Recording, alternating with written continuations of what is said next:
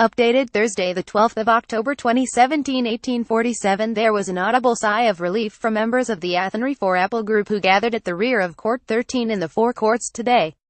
The ruling by High Court Judge Mr. Justice Paul McDermott that refused challenges to an board plea on Allah's decision to give permission for Apple's data center in the Galway town brought an anxious wait for many to an end.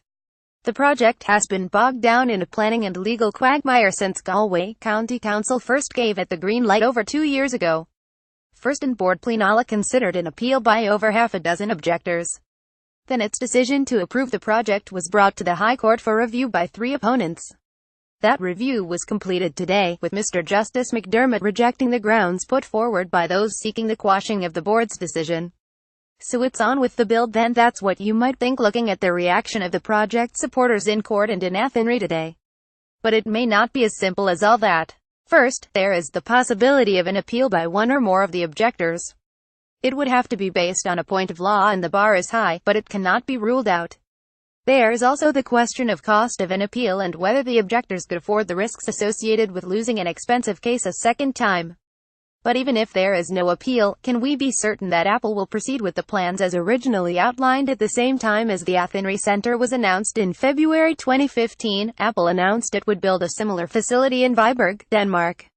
While athenry stalled, the Danish project proceeded and is nearing completion.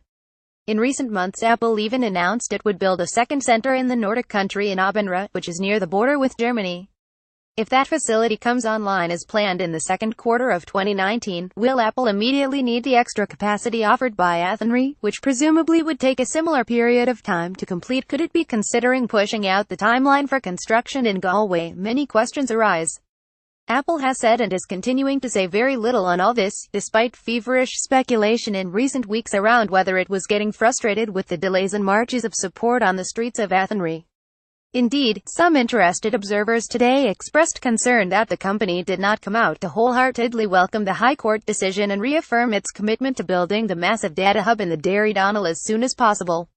Perhaps the uncertainty heretofore, the possibility of a further appeal, its contingency planning, the Danish development and other factors are combining to change its view of it all.